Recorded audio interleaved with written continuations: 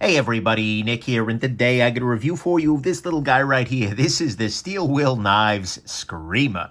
That's right, this Screamer. But first off, in the name of full disclosure, this guy was sent to me directly from Steel Will. I told them, as always, they reached out to me, said, hey Nick, you want to check out a Screamer? Been there, done that, but nonetheless, I told him, of course, that I would talk about the good, the great, the bad, the ugly, might be a gem, might be junk. Sent him my full disclaimer for my website. They still sent it along. We do have to assume, though, this is the very best quality controlled Screamer ever, and I'm doing my best not to let that affect the nature of my review. Next thing, let's do some size comparison real quick. Here it is against the Spyderco PM2. Here it is against the Spyderco Delica. And so what we can see here is that in terms of blade length, we're actually not very far off of the PM2. And sharpened blade length, we're almost identical. But there you go. And then here it is against the Ontario Rat number 2. Right here. So yeah, you can see there, blade length, they're just generally sized. It's relatively big in the handle, but it's also reasonably big in the blade. So there you go. And finally, yeah, let's just go on ahead and jump into it and talk about the good, the great, and the bad, and the ugly of the Steel Will Knives Screamer over here. So to start off with, on the good side, this looks like it should be an ergonomic mess, right? I mean, you got all these cutouts and things, but the thing is, it's actually weirdly good. It's weirdly okay in the hand. The pocket clip is done such that it fits in a very nice place. The back spacer works. These little grooves add nothing but gription. This actually works pretty well in the hand, and you can actually also come up and choke up a little bit, and then you've got yourself an entirely different grip. And that's an absolutely beautiful thing. I appreciate that very much, and also because of the nature of this G10 texturing, as well as the jimping on the top here, this is a great knife for the Vaseline factory. You're not going to slip around on this guy, and especially if you're holding down here, there's no way you're going up onto the blade, and that's kind of a beautiful thing. So there you go. Next thing, this actually comes with two different clips.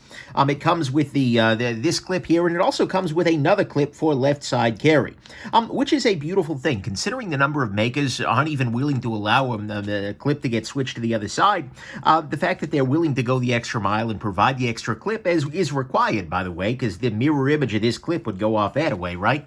But the fact that they're willing to do that is absolutely a beautiful thing. Next thing, this guy has a very nice blade.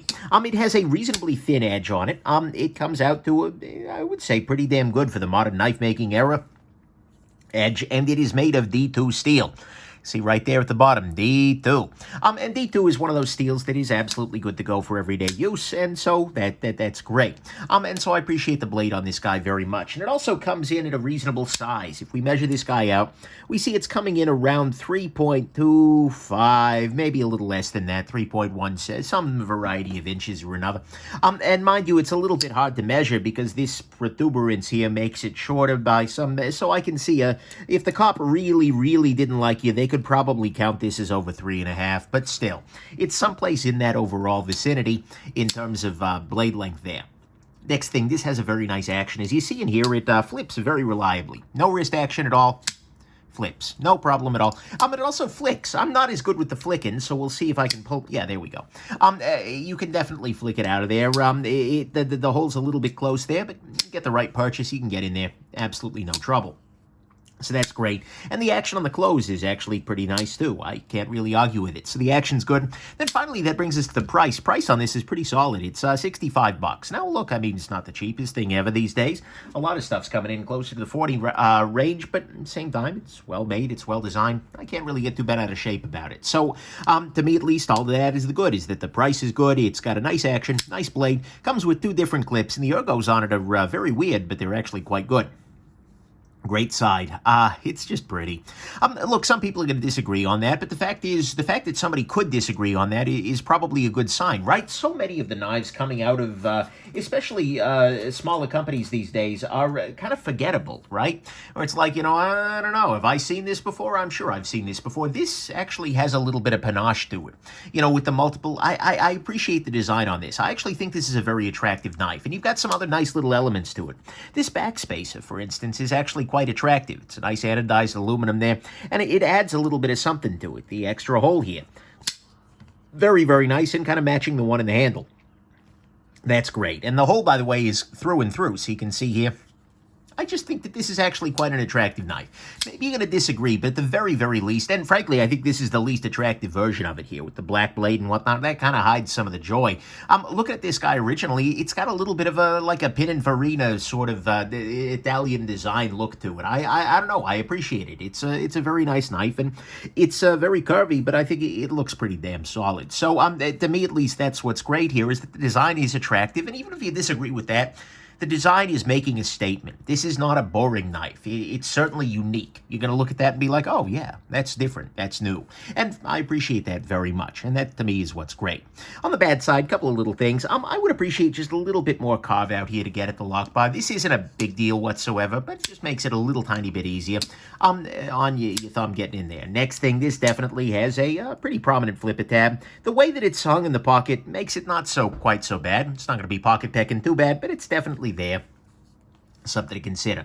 Next thing, this has a very shallow carry. You have this much of this knife sticking up out of the pocket, complete with this bright red backspacer there.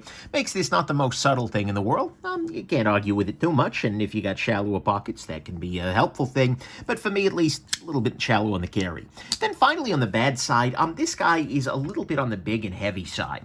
Like I said, we're coming in around under 3.25 inches, that is, in blade length, depending how you want to measure it.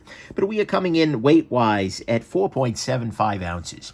This is not a lightweight knife, particularly at all. It's a big one, in fact. And although they've removed some material here, it's not really enough. And so this ends up feeling very heavy. And although the balance is about where you would want it to be, someplace in this vicinity here, I don't know. It just ends up feeling relatively big and relatively heavy. And considering that the overall amount of blade that you've got on this guy, you know, the sharpened length of this is coming in around, this sounds about right. And yet we've got a whole bunch more handle off of that. That's definitely a thing. And so carrying this guy, it's attractive, but it's not very efficient. There are definitely knives that are much, much smaller in the pocket relative to the amount of edge that they're packing. So to me, at least, that's what's bad here, is that it's a little bit big and a little bit heavy relative to the amount of blade that you get in there. It's got relatively shallow carry, it's pocket packing, and I would like a little tiny bit more carve out on the lock bar here. On the ugly front, this isn't so ugly, but it is something that bothers. This is a knife that really badly needed to be cleaned out. You know, one of the reasons I do my disassemblies immediately upon receipt is that very often the factories aren't putting their best work into a piece. And this was very much a case of that. I got this guy, and originally it had a lot of detent play, which was weird. Like, you know, you shake it around, and then and that just meant that I think it wasn't fully engaging with the stop pin. Maybe there was some kind of gunk in there or something like that. I really don't know.